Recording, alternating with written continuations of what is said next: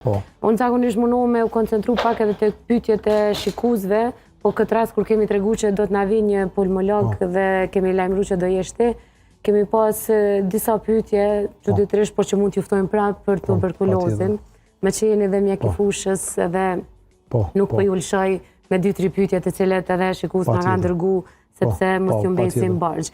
Shumica prej tyre i mundu me i përmbledh doktor Besim në mënyrë që ti përmbledhim disa pyetje me një përgjigje.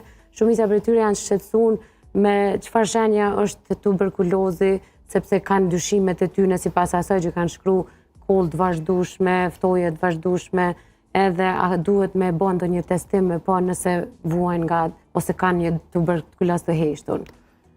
Për fat keq kjo është tema që... E di që s'lidhet me temën tonë sot? Jo, lidhet shumë fakt, sepse shumë shpesh na fshehet pas një bronkiti, pas një astme, na fshehet një infeksion me TBC.